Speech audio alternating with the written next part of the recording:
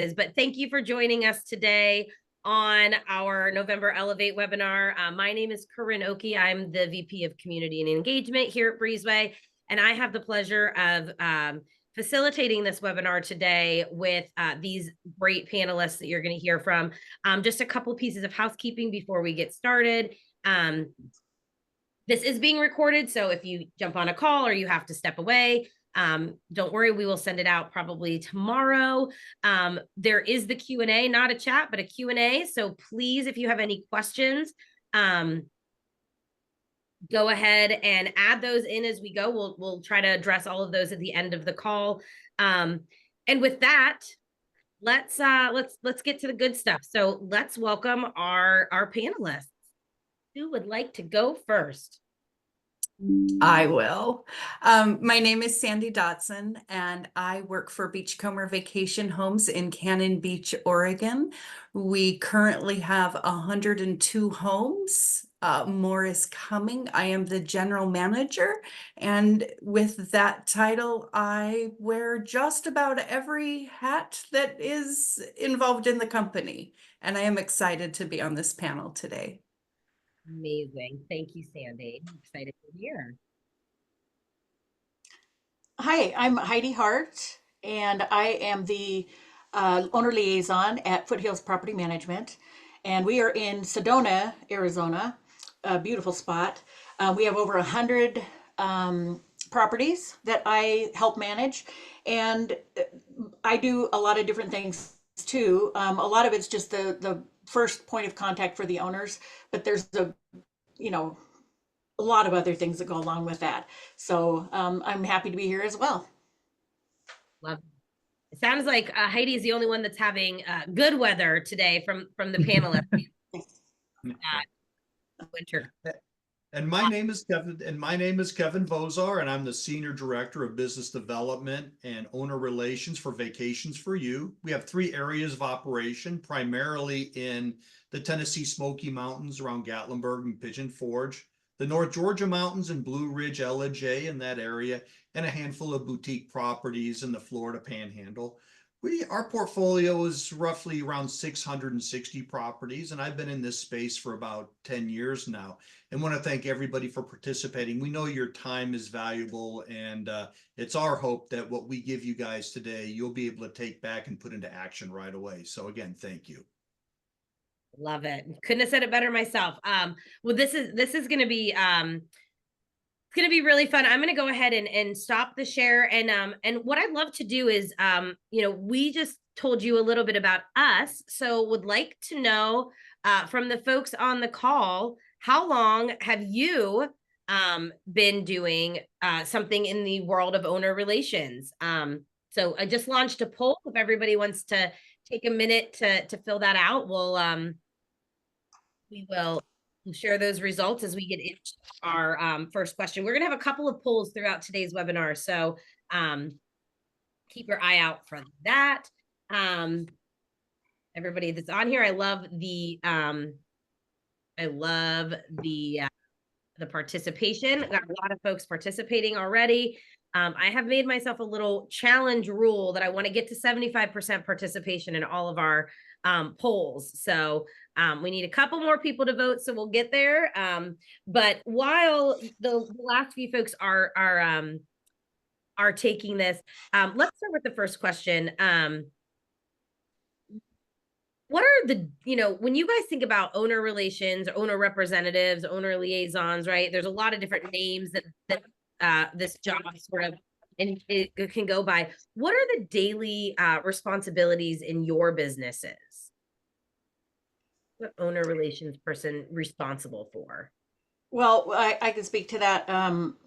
Daily, I do a lot of the communication with the owners.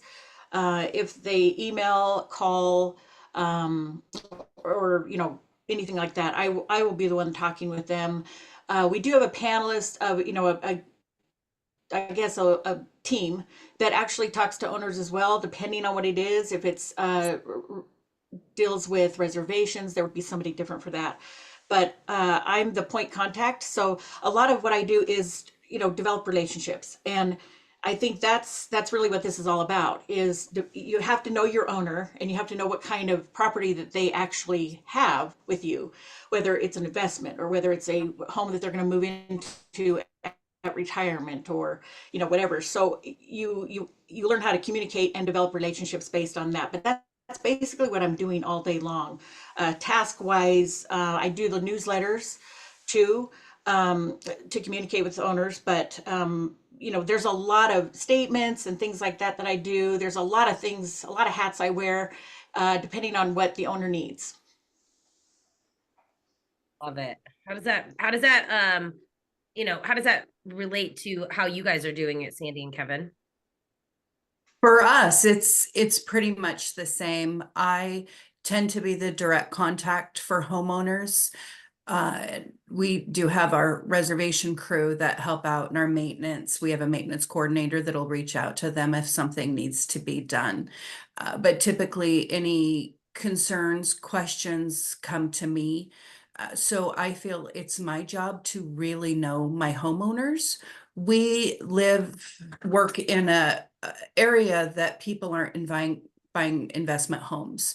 In Cannon Beach, you're only allowed to have one reservation per 14 days. These are people's secondary homes. They come, they enjoy their home still. They come and stay and love being here. So we have a bit of a different dynamic, and I feel it's my job to know exactly how these homeowners want to be communicated with. Some only want phone calls, some only want emails, some don't want to hear from me at all. Which ones want me to let them know if we change a light bulb, and which ones don't care unless something costs more than $1,000. So my job is to really build a solid relationship with the homeowner, so I know the best way to respond and interact with them. And to follow up and to complement what Sandy does, it really does begin with the onboarding of the property, right? Learning about who the owner is, setting a proper expectation, whether it's communications, time, resources, the best way to communicate with them. We're finding more and more of our professional owners want to be messaged via text messaging. And then, I think for us, because I don't think any owner wants to be left hanging, the primary duty really is to be attentive to their needs as far as phone calls and emails. So with us, it's a standard of you have to return a phone call the same day, or if it's after 3 or 4 o'clock, to call the next day. It's to answer all emails. Even if you don't have an answer, acknowledge their time and respect their time, because they reached out to at least acknowledge their call. Don't leave them hanging. And obviously, just like Heidi and Sandy said, it's visiting properties, it's knowing the properties, knowing the owners, reviewing work orders, reviewing statements, offering suggestions for capital improvements to make their properties more profitable and marketable, incentivizing them to give referrals of friends who might be, interested in, buying or owning a vacation rental property. It can be, I've often said our owner reps are the spoke of the wheel. Everything around the wheel, all of the spokes center around what they do. And it's probably the hardest, most demanding job that any property management company can have. Absolutely. There's a couple of things that you guys all commented on that we're going to definitely touch on a little bit as we get into the meat and bones here of the presentation and conversation. I do want to share the results of the poll. So we got 76% participation. Thank you, everyone. And a lot of experience on this call, right? Over 75% of folks on here have been doing this for more than 2 years. So this is great. And I think that matches well with the experience that we have here on the panel as well. When you sort of talk about like the difference in the expectation, the difference of the responsibilities of your team members, how does that impact the capacity of the number of homes that your owner reps or Heidi yourself as an owner liaison that you guys can take on and manage in a good way? And while the panelists are adding this, while the panelists are addressing this, I am going to put up another poll, which is going to ask you guys how many properties individual owner reps are responsible for in your organization. So, but how does the number of the responsibility impact capacity for you guys? Well, let me start by, for us, and I know every property management company and their duties for their owner reps are a little bit different, right? Some require their reps to, eat what they kill. So they're out looking for properties and they take them really from start to finish, and others don't. For us, we have we look at capacity management closely, and currently we have 75 properties per owner relations rep. Now, obviously, some owners might have multiple properties. Each property is an account, so each one is treated separately. So for us, it's 75. And they do, like I said, most everything. Now, ours don't take guest calls. All ours don't, deal with, with a lot of the things like maybe some of the other companies do. But for us, it's 75, and we feel that that's a good number, because we do have requirements about, the number of times that they visit properties. They do have to review statements. They do have to do invoices and purchase orders and review work orders and do pre-owner arrival inspection. So there's other extra things that our reps do. And at the same time, it's important for me that my team have a work-life balance. It's very easy in this space to feel like, you're on 24/7, or some of your owners may feel like you are their indentured servant, right? That you are at their beck and call, you are their personal assistant, and you should jump whenever they call or write or text you. And I really set a boundary, and I want my folks to set that boundary, that they do have work-life balance. They do have lives outside of the company that they work for. And with the number that we have and what we're asking them to do, that's a good number for us. What about you guys? Is it similar? For us, it seems to be ever changing. And we are learning as we grow. I am pitching to get a owner relations person, so then I can focus on different areas. So I am really lucky that the owners of the company are willing to listen and to understand the needs and the flexibility that we need to have in order to facilitate every aspect. So we are growing quickly and learning as we're growing. Yeah, I agree with Sandy and Kevin. There's, times when we're not as busy as owner liaisons, or, in our business. And there's other times of the busy season, that we're really busy. There's a lot more going on. The slower times, it seems like we take on more projects. People want to work on their homes and, get them upgraded. But I agree. It's really tough. I don't do as many things as maybe Kevin. I think Kevin, your gals do more. Tell me again. They do a lot of their own inspections, don't they? Well, they do. We task them to personally visit all of their properties at least once a month, to get eyes on there, Right. and to also perhaps video chat with owners while they're in their property, or at least call the owners and let them know, hey, I'm in your property. Want you to know it looks great. That work order that we just completed to repair or replace this is here. Here's a picture of it. So we do require that. And obviously, pre-owner arrival inspections, we're not able to inspect pre-arrival for all guests, but we try to get in there. To me, knowing your property, knowing your owner, knowing the contracts, knowing all of the idiosyncrasies of that is vitally important for the success of any owner relations rep. Right. And yeah, and that's what I do too. We have a team of people that do certain aspects that your team has to do, or someone else's team has to do themselves, or they have to do all themselves. So it's nice to kind of share the load, but at the same time, focusing on what we're there for, and that is the owner. And we have the owner's best interest at heart, with their managing of their home and their income and what the guests say about it. I mean, there's all kinds of things. Absolutely. And we're going to talk, I've seen some questions around how do you set expectations. We're going to talk about owner expectations. There's also a lot of questions coming in here around around communication. And so I am going to very quickly, before we get into that, I do want to share any polls that we do. I want to share those with you guys so you can take a look. A pretty even mix, all things considered here, when we look at, you know, what number of properties everybody is sort of managing in this role. So, so we definitely have, you know, we'll have a couple more polls that we're gonna do. But I think that you know, one thing that's really important and something that has already come up in the chat, right, is how do you manage a high number of calls and texts, right? That's, I think, a little bit around expectation settings, but also how are you communicating what you're doing to those homeowners? Kevin, you talked about, you know, having the owner reps call the homeowner while they're in property and sort of show them where they're at, or video time them. But what are you guys doing to keep your owners updated? And what is the information that you're prioritizing when you share information with them? Well, if I could start, the first thing is to have a really good tool that helps you manage your properties. You know, having a good, you know, CRM, client relationship management tool. There's a jillion of them out there. Some of you may have heard of things like Salesforce or Goldmine or Zoho and others.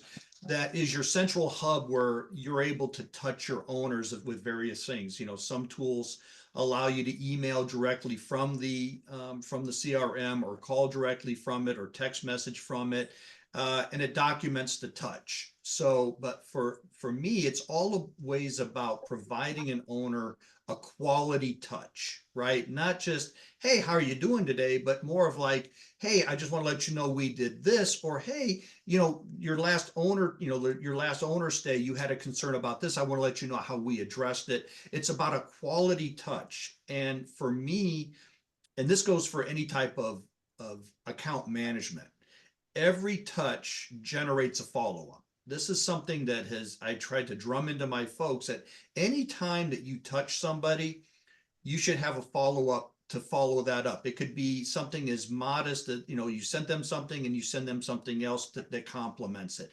You can't over communicate with an owner, even though they say they don't want to hear from you. Chances are they do. So again, having the proper tool, the mechanism in which to get them quality touches, whether it's a SMS text message, an email, or a phone call, a place to document that touch, a place to document the follow-ups that the touch generates, and having a place to keep all of that in one centralized location has been key for our success. Mm-hmm. That sounds great. Yeah, and we do all that as well. And it, again, it goes back to, how does the owner want to be communicated with? Because sometimes they never check their email, and when you keep emailing them things, they might not get a response from them. So there's other ways, just to kind of make a little note of how they like to be contacted. But we also use newsletters, and we do quarterly newsletters, and we do market updates in those newsletters, and also what guests are wanting now, because that changes. So they love those, and those go out, like I say, quarterly. But we also do other things. A really good way that because I tried to think, how am I going to get to these owners that I never really see in person, because they don't either come to their home, or they don't, you know, FaceTime with me or whatever. And I said, so I came up with an idea that I go to their property different times a year, and if there's a beautiful bush, you know, in front of their home that's blooming really, really nicely, I take a picture of it and I share that in an email or a phone call with them. I said, you should see this tree in front of your house, or this bush, or whatever. And it really binds you to them in a different way. And I really like doing those kind of things, because I've got to think outside the box a lot of times with some people, and that it's just a way to connect. And that's what we're trying to do at all times with all owners. Sandy? For us, we set up a homeowner email specifically for homeowners. The reservations manager, the maintenance coordinator, the housekeeping manager, and I have access to it.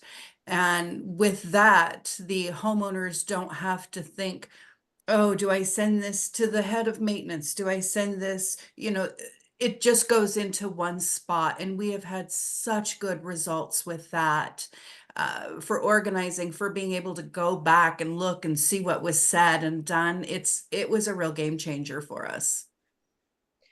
Yeah, I think it is all about, making sure that you have that, you're providing that personalized touch to them, and also in a way that doesn't add a ton of additional work for you and your team, right? So I love the idea of sending them a photograph of something in their home, or like Kevin said, calling them from their home.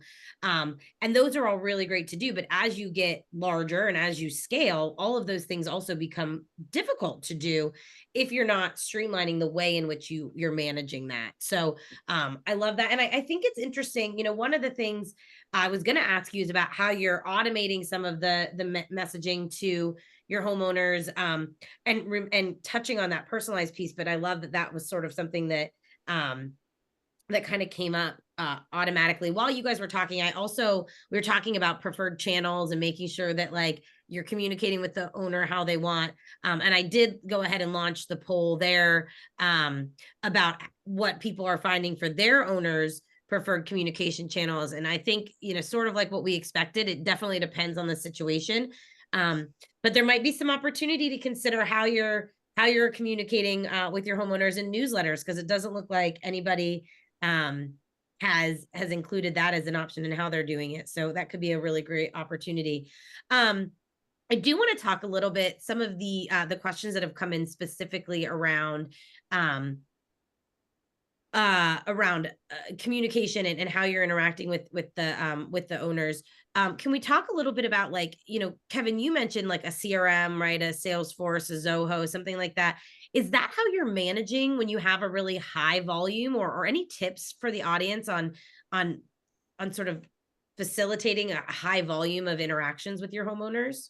Well, yeah, my mind isn't what it used to be, so I don't have, my memory is not what it once was. So for me, my belief is if you don't write it down, it never happened. We need to manage the number of properties that we have. That centralized hub and having that CRM for us has proven to be just tremendously invaluable, because it has other functionality and tools to where if I want to send a mass email to my group of owners, or a filter of a group of owners of something specific to their neighborhood or to the area that they're in, or something that's happening, I can do that, with the touch of a button with, pre-made templates. So for me, we couldn't do what we do without it. If we manage 30 or 40 properties, you could probably get by with a tool, whether it's in, Office or Google Suites or something like that. But when you get above that 100, 150, 200 properties, you really do need that tool that's going to allow you to centralize and keep track of everything. Because think about this also, what if your rep or you leave and somebody comes in? Do you want them to start from scratch with knowing all the things about the property, the contract, and all the other things? Or would you rather have them be able to go in, open up that contact record and see everything, and at least have a head start and knowledge of that property and that owner with notes and emails and phone calls and things like that? I think that in itself is invaluable, especially with a growing firm like you all have. There's another question in here, which I think is really interesting, right? Like, I want to talk about difficult conversations with owners. Always the best topic to bring up. But I think before we do that, I really like the question that John Patrick asked, which was, we could text, we could email, we could call our owners. Do you guys have sort of parameters in which you follow on when are you calling an owner? When are you texting them? When are you emailing them? Like, what sort of circumstances exist that would drive the channel that you're communicating through? Well, for me, it would depend on the situation. Again, I think with a lot of people, on why you would be contacting an owner, if it's not a newsletter or thing, a thing that goes out to everyone. So it would just be, there's a myriad of ways. I have invented so many ways to contact an owner because I want to keep touch with them. And Yeah.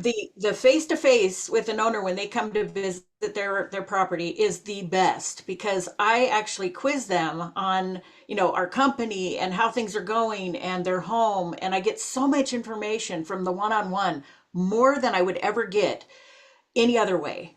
And so that's my goal. when they come to town, I'm like, hey, I'd love to come by, and I always bring a gift of some sort of appreciation that says, hey, we're so happy to have you in our family, and we love your property, guests love your property, and we give them a lot of feedback that way too. So we use reviews a lot to reach out to owners, and we're always monitoring those daily. So if there's a 5-star, if there's a 3-star, whatever, we'll reach out to owners and make sure they know what guests are thinking about their property, what suggestions they have.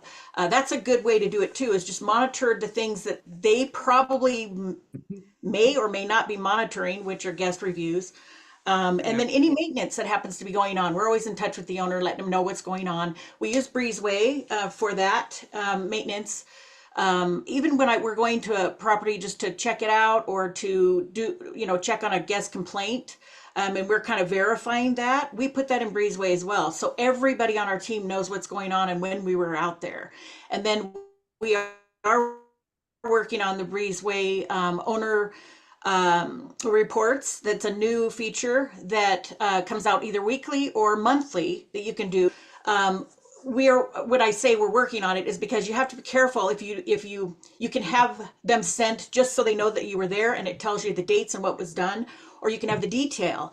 And the detail is you have to be careful on what you type in there, because the owner's going to see it. So we are working on that aspect right now, but it's great because that's another way. There's some owners that never thought we went to their property maybe once a year, because they get these reports once a year, semi-annual report. Well, we don't go once a year. We're there a lot. And as you know, everybody on this call probably goes there a lot. You know the property really well.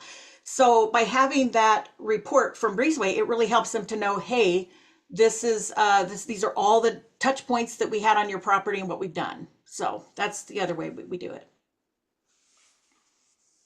For us, at least for the maintenance side, we found it very important to ask homeowners, when do you want us to let you know? We have some that want to know every time a battery is changed, a light bulb's changed, and we have some that don't. They trust us. We have good rapport with them, a good history, and if it's under $1,000, they expect us to take care of it because we know we'll take good care of them. If we let them know every time we changed a battery or a light bulb, they would not be happy with us. So it just goes back to really knowing what they want and then being fluid with it. Because if you're just starting out, you might think you know what you want. And then as it goes on, you're, oh, I didn't need to know that. Or why didn't I know that? So it's a constant stream of information that we have to process in order to give them the best results in the best way. Well, I think part of that if I were to add on to that, what you don't want for the folks who are listening in, what you don't want is your owners thinking every time you pick up you call them and they pick up the phone, it's something bad. Like, oh my gosh, what do they need now? What's broken now? How much is it going to cost me? Right. What's it going to cost me? And, and it's easy to get in that rut of, hey, by the way, your hot water heater is broken, or, hey, your HVAC problem, or, hey, your roof is leaking. You want to balance that by doing, happy communications. Hey, your revenue, gosh, we had your average length of stay is up, or, hey, your revenue is up, using tools like key data. And then we are, like Heidi is using the new in Breezeway, the brand new owner reports. We're looking at that right now to use ourselves to put a consolidated report together to send to owners. It's about having that quality, but you want to blend the, oh, I need this, with, hey, I got some great news for you. Right, exactly. You have that balance. Yeah, 100%. And I think, for folks who aren't familiar, we recently launched the ability of what Heidi and Kevin were talking about, to automate reports out to your homeowners of the work that's been done in Breezeway. I just saw in a meeting this week some designs of work that's being done to give you more control over that, to provide more visibility and insight into the information that's shared. And also, I don't know if I'm supposed to say this now, but here we are it's recorded, so let's do it. We're also looking at functionality where you can send issues to your owners that do need that approval, right? So if it is more than $1,000, potentially you could send that report to them with photos and information around what needs to be done so that they could approve that. Not a lot of information, don't have a firm timeline. That's going to be the owner approval, I believe, is going to be a 2025 thing, but they're actively working on it and looking and considering how that could work. So that will definitely be something I know folks are really excited about. But Sandy, you mentioned, right? Oh, I might not need all of the information I thought I needed from you, right? At a certain point. And I think a lot of that goes to building trust. And as they feel more comfortable with you sort of managing and taking care of their home, I want to move on because we've got so many great questions and conversation here, but we still have a lot of questions that we want to get to. So I want to talk a little bit about expectations, and I'm curious about, when you mentioned like they don't need all of the information, I think, because they trust you more. But how are you setting expectations with homeowners, right? How do you sort of, when a new property comes on, what does that sort of look like, and how does that conversation go? Well, for us, I live by the motto, clear as kind. Nobody who has a vacation rental in Cannon Beach is going to run with buckets of cash to the bank every month. I mean, they're going to do okay, but it's not an investment property. So setting up the proper expectations for them to understand the one reservation per 14 days, for them to understand the summer is a lot busier than the winter's gonna be. We lay all of that out right at the beginning. I'm in process now of making a homeowner handbook, like an employee handbook, but for the homeowners, that I think will even help more with managing expectations. This is what to expect. This is, what turnover looks like. This is just anything that I can think of is going to go in there. That way they can't have these big, huge dreams of things that aren't going to happen. Absolutely.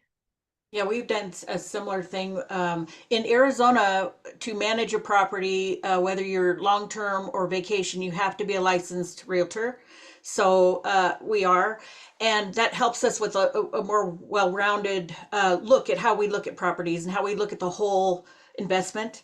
But also, we do the same thing, Sandy, that we have an onboarding process that we actually give them a handout, which we can email them or they can actually have a copy of, but it takes them through the steps of the onboarding so they know kind of what's going to happen, when the pictures are taken, when they need to do this. And then when after that onboarding's done, then they get me, which is I have another tutorial that I take them through that is basically, now what? My property's live, now what? And so it takes you on a journey, if you will, on how things work, how we manage your home. And I think it's very important because there's a lot of questions come up from owners about things that are in this guide. Before we did it, we got a lot of questions about, well, what happens when this happens? What do you do if there's damages? Who pays for that? That's always what they want to know. So we laid it out in and I'm happy to share that. But it does help them to already have all this information. You can put it together however you want. I do it through Canva. Canva is a free, great tool that makes it look professional, but you take your own style and kind of put it in, and based on what your owners want and based on what they're asking for. And then you give them a guide that helps them to know what's coming and what to expect. And I think that's really important. Well, for us, there are really, in our area, there are two types of owners. There's your familiar owners, like you talk about, the second family homes, the families who come and visit and they say, wow, it'd be great to have a property here that we can stay at when we vacation, and maybe one day it'll be paid off and we can retire here. They have a whole different set of communication needs. They have more of a subjective emotional need, right? They they focus on the money, but it's more on property care, property condition, and things like that.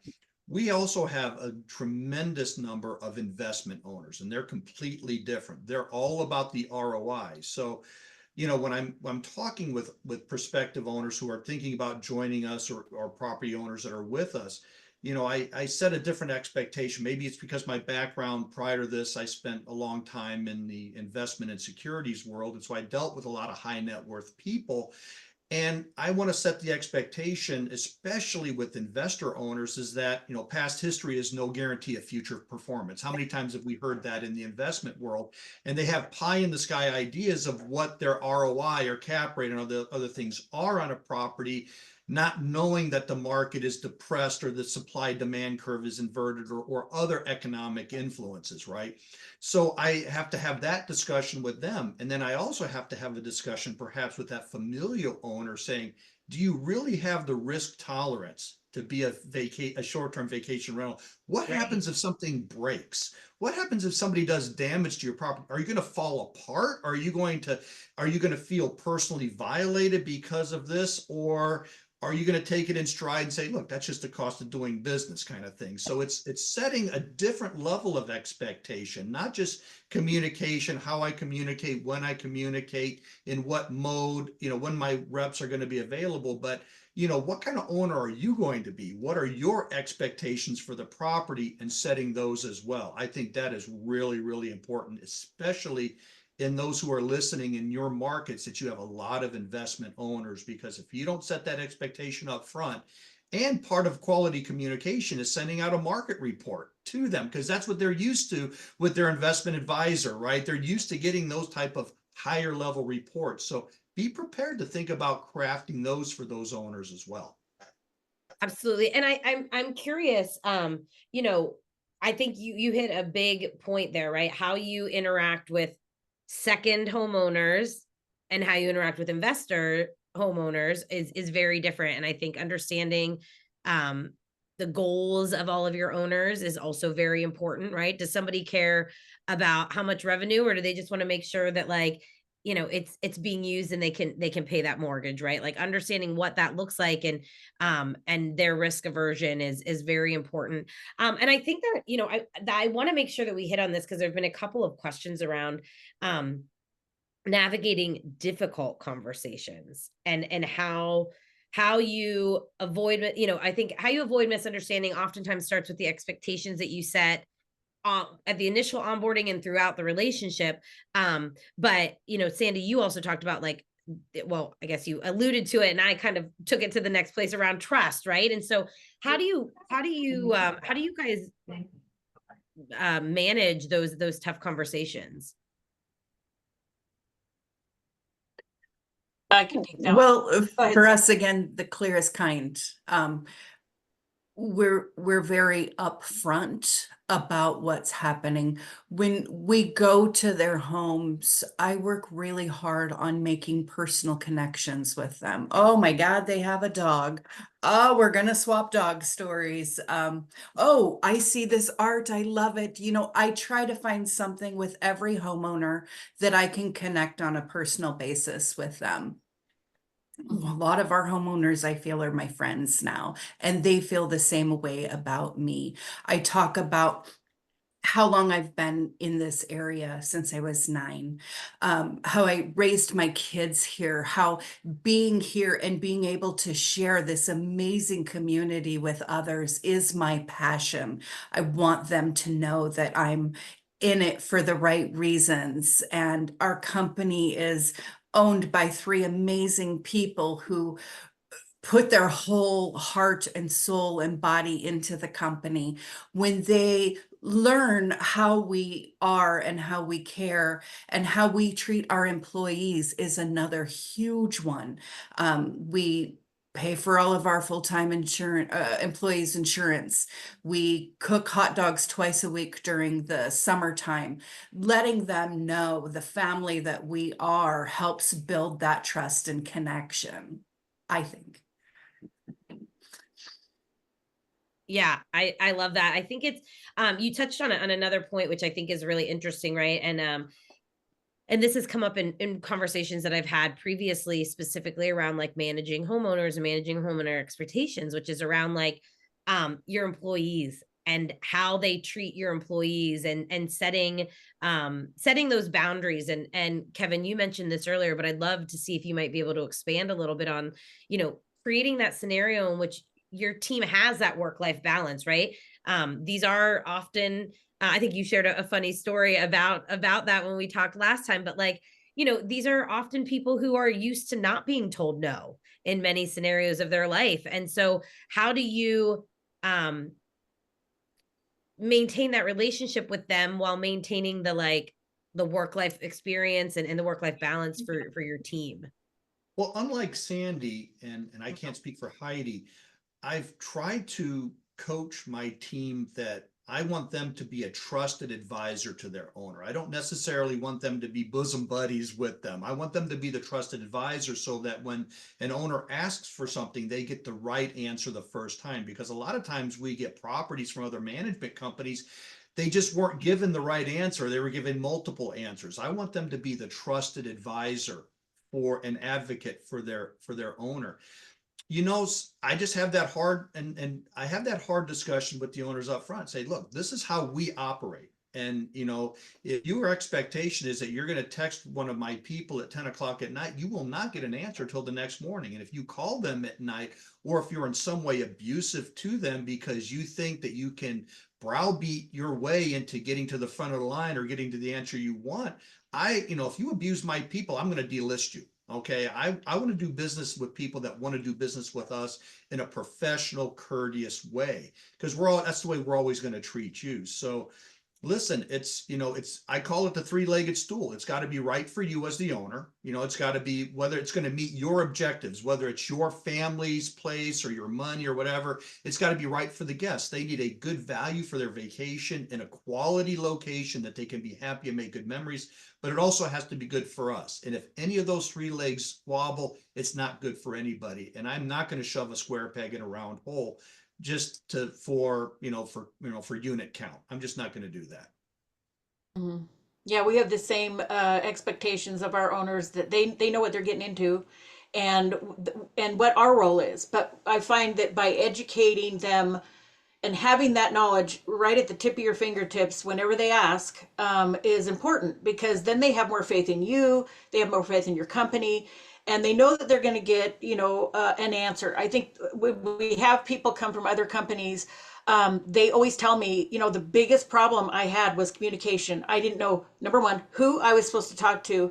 Number two, they never called me back. They never followed through. It would be days later, or they didn't have an answer and they said they'd get back to me and then gave me this vague answer. So I think education is, and I come from an education background, I find that really helps, to let the owner know up front what the expectations are. But keep educating them as you go. And like Kevin said, there's different types of owners that you need to do that with. We have investors as well as people that want to move into their home in retirement, and there's others that have their family home. The short story of a difficult situation was, we had this owner that was they're booked. But they're booked by the same people every year, and their home is older. It's very dated, and we wanted to try to get them up to getting more income by updating some things. And it was really difficult because there was a lot of emotional attachment there. It was their parents' home that they now are in their grandchildren are enjoying, so it's really hard to approach that. But what we did is a team of us went there and we actually looked at the safety issues. There were some things that needed to happen to make it more safe and maybe bring it up to the technology standards. So we started there, and we realized that when we did that, everyone was enjoying it, even the homeowner. So by the time we did that, then we started moving on to other things, like lamp, or fixtures that were outdated, tired looking, and we got similar looking lamp fixtures that worked, and they agreed to it. So you have to kind of find out where you're coming from with that owner, how to approach that owner the best way that you can, whether it's from the emotional side, the financial side, like Kevin was saying, Are they an investor? Do they love this home and you're stepping on it if you put anything down? There's a way to get through to owners if they want to be successful in this business.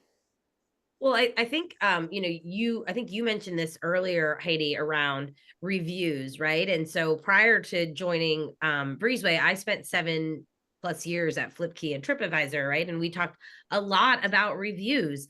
And I remember so often folks saying, I've been telling the homeowner that they need to replace the bed for months, and now all of a sudden there's 2 reviews about it and a new bed's arriving tomorrow, right? And so I think it's education, but it's also about helping them understand, Kevin, you mentioned it at one point as well, the market dynamics, what's going to rent, what's not going to rent, making sure that they understand maybe why their ADR isn't where it needs to be, or their occupancy isn't as high as maybe some other properties that they're seeing on your websites, right? And it is about educating them in a way that also meets their need, right? Because you could come at somebody with like a lot of data and facts, and they're going to be like, I want my best friend, right? Like I want the person that I can connect with and have that relationship with. And I'm sure, you're still having those hard conversations, but I know that, it drives that opportunity to, it drives the opportunity to make sure that we're hitting people in the right way. There is a question in here, which I think is interesting, and I don't know the answer to, so I'm really interested to hear if it's the same across all of your companies or if it varies. Janine has asked, do you have your owners contact different departments for the action they want to take, right? If they're calling to make a reservation, do they go through reservations? If are they going to like submit an issue like a normal guest would, or is everything flowing through either, Heidi and Sandy, in your case, you guys, or Kevin, someone on your team? For us, it's our homeowner email. Okay. It's just one spot and it works really, really well. Yeah, we do that too. We have one main email that everybody sends everything to, and then it's attached to whoever it would be for. But I also have a personal email that owners know, and they come directly to me. But you guys, Kevin? Yeah, we're a lot the same way. Obviously, all of us have the ability to enter a work order into Breezeway. All of us have an opportunity to send something into our housekeeping managers and other people. So we do that pretty well. But your homeowners are all coming to you, and then you guys are. Yes. Yeah, the pointy end of the stick is always our owner rep, and then they just, they triage the problem and they come up with the right team for the solution, and then they dispatch it or dispose of it to whichever department needs to be, and then they generate a follow-up. Hey, did you do this? So I can report back to my homeowner that it was done. That closing of the loop is imminently. Yes. And I think it's, another thing we used to hear a lot is my homeowners don't know about most of the work that I'm doing, right? Heidi, like you said, they think I was there once a year because they get the semi-annual, or twice a year because I get a semi-annual report. But I'm in that house every week, or I'm in that house every week, and they don't know that I'm there, and I don't have any documentation that I'm there. And so when something goes wrong, it's all on me, even though I've been doing all the right steps. And so I think whether it's through $0 work orders, whether it's through like inspection reports and things like that, making sure that you're communicating the work that you're doing is really important. Well, yeah, especially if you're going to be sending out the Breezeway owner reports, you should put it in there that you were there, regardless of what it was for. Quick visit, or did a after guest inspection, whatever it is. Put that in. If you're going to send those out, it'll show up on this list for them. Absolutely. That makes sense. What about, I wanted to ask, there's a question in here, and I think this is really interesting. How do you guys create KPIs to understand how the relationship is going, right? Are you doing surveys? Is that just qualitative? Like, that's how I feel from the conversation. How does that work for you guys? Well, I guess I'll start because we're heavily KPI driven. So for us, we have both individual and departmental KPIs. They include everything from property retention, new owner acquisition, survey results, completing capital improvement initiatives. So we have probably both individual KPIs and departmental KPIs that are obviously tagged with some type of an incentive compensation plan, whether it's quarterly or annually. And how do you know, I guess I get, which makes a ton of sense, and that's awesome. But how do you know how happy your homeowners are? Like, what are you using those surveys to gather Yeah, that?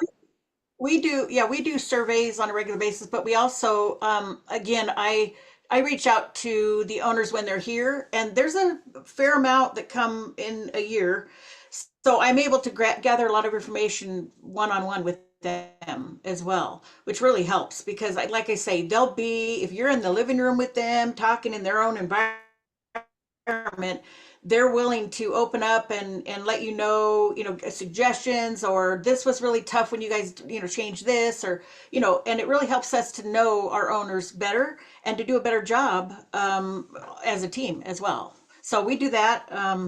That's one of the things we do. Yeah, surveys are very important, but I get that in the one-on-one, visits as well. Sandy, anything different? We do a lot of one-on-one. We communicate with the homeowners that want to be communicated with often. They call a lot to chit chat, to check to make sure that their house is okay after a storm, or we'll reach out to them and say, oh my gosh, did the wind blow? Your house is good. So we stay in communication with them on a fairly regular basis. If they're unhappy, we're definitely going to know. And for us, our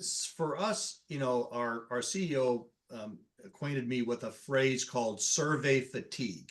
We all get surveys from everywhere we go. So sometimes we try to do 3 touch point surveys a year, every quarter, that are really 2 questions. Just a quick, take their temperature, how are you feeling? If we need to address something, we do it.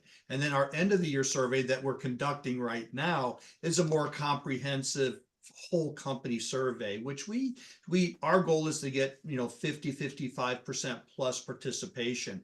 We also send surveys to the owners after an owner stay, plus just through the course of a regular conversation. But I think, if anybody out there is listening, if you're only using surveys, be mindful that as often as you get surveys from everybody and their brother, so are your owners. So there is a certain amount of, as our COO says, survey fatigue. So just be mindful of that.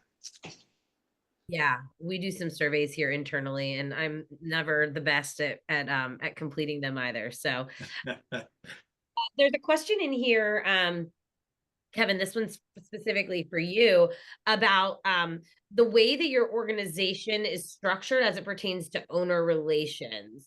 Is that part of you head up business development? So does that fall all under the business development arm? Yeah, if you were to look at our org chart, obviously we have our C-level folks, and then directly under them are our directors, and the directors direct various, areas, parts of the company. So for me, I head up our business development and our owner relations department. My department has a manager of our owner relations team. We also have a team lead, and then they all have collateral duties. One person might be an expert in key data, one person might be an expert in Breezeway and other tools that we utilize. So so it'd be, the C-level folks, directors, managers, and then the department. So that's how that works. But the manager does report to me, and then we have some shared KPIs, and we just work together as a team to ensure that the owner relations team have what they need at any given time. Yeah.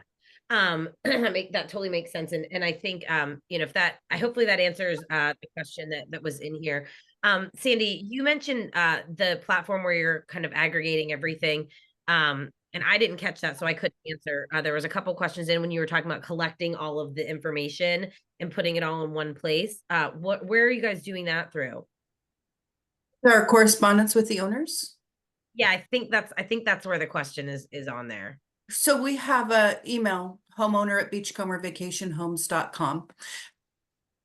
It has all of our homeowners know that that's how they can reach out to us. Of course, they can call or stop by. But with that homeowner email, then the main people, the reservations manager, the maintenance coordinator, the housekeeping manager, and I are the ones that have access to it. And from there, we'll ship it out. You know, if I'm off and the maintenance coordinator is off, then the reservations, if she has an answer, that's awesome. If not, she'll send it and let the homeowner know, hey, they're going to be off for 2 days. I'm going to get you an answer as quick as I can. But everything is right there, which is really, really handy for going back to figure out, did they say that or did I say that? It has worked really well for us. And for the owners, before we had that, they would have to think, oh, is this going to be a maintenance? Does this go to Sandy? Who does this go to? And there was a lot of confusion on everybody's part. This eliminated it. Yep. Hopefully that makes somebody was saying we use I'm gonna butcher this name, Todoist, Todoist, for homeowner communications. No affiliation, I don't know who they are. They have a connecting point with us, and we assign it as needed so they can keep records of their requests. So thanks for sharing, Shannon. Can't speak very well. All right, so we're almost at time. I'm going to do two things. I'm going to ask you this final question because they sort of fall into the same thing, and then we'll do some quick, I'll throw up your names and emails. So if there's any additional questions that anybody did not get answered, we will, they can contact you guys directly to answer those. But this last question, it's called it's Todoist, like to, Oh. and I'm dumb. Wow. Okay. Todoist is the tool that that Shannon was referring to. Thank you for clarifying that. I should have read it a little better. Oh man, it's almost 3:00. We're dwindling down here. This last question was about transparency. Obviously, super important to be transparent with costs whenever possible to the homeowners. The question was that this audience member is saying is like, seems to stress them out more than like we would have anticipated. So, how do you guys decide, or maybe, how do you determine what is the appropriate amount of information to share with your homeowners, specifically around like costs and improvements and things like that? Well, I think that depends on the owner, because some, like we've all said, some people don't want to know. Other people said, just manage my home.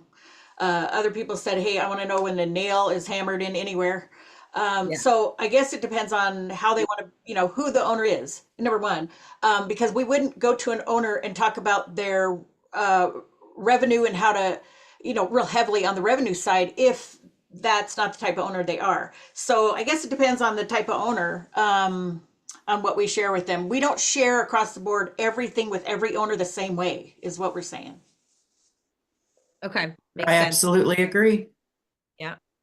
And then for us, we have some owners that say spare no expense. I want the highest quality of item to go into the property. And I have some cheap SOBs out there who want to put duct tape on a hot water heater. So you're right. It's all up to the individual owner. Obviously, all of us have in our agreements how much we can spend on our owner's behalf before we have to call them.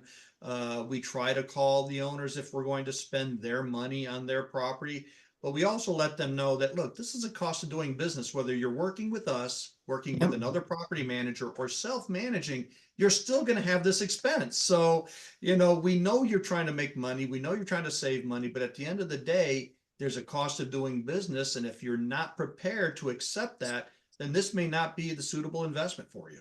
Right. Yeah. I like somebody asked in the chat, how do you deal with the cheap SOBs?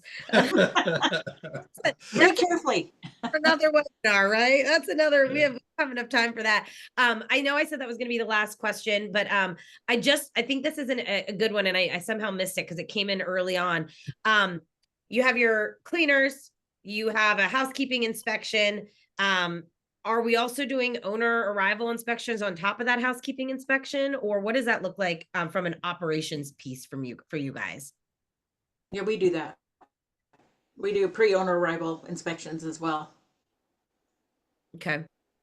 We Kevin, treat our owner stays just like we do guest stays.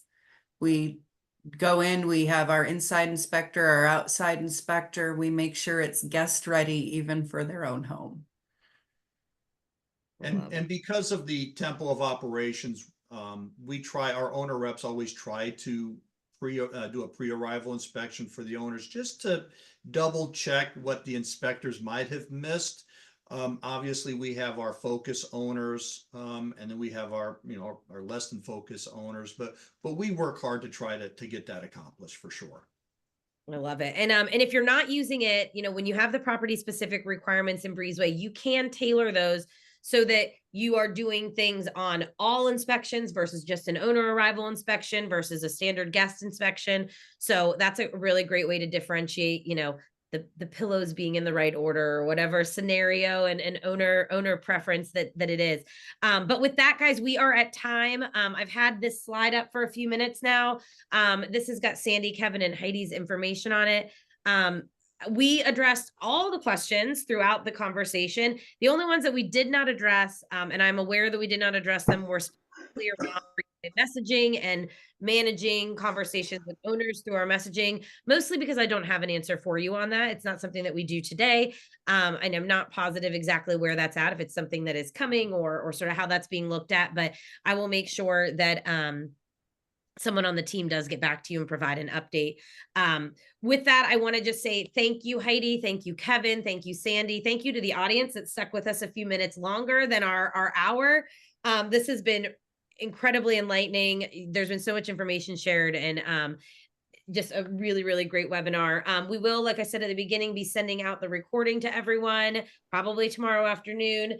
And we have one more Elevate webinar left this year. It's going to be December 19th, same time, same place. And we're going to be talking about, you guessed it, interior design, because I had next month's title on this. So we're going to be talking about interior design next month. So please feel free to join us as well, and look forward to that conversation. But for today, appreciate the three of you so much, and for all, I think close to 200 people that were on this webinar. Thank you for giving for your day. Yes, Thanks, thank you. Bye, everybody. Thank you. Bye all. Bye.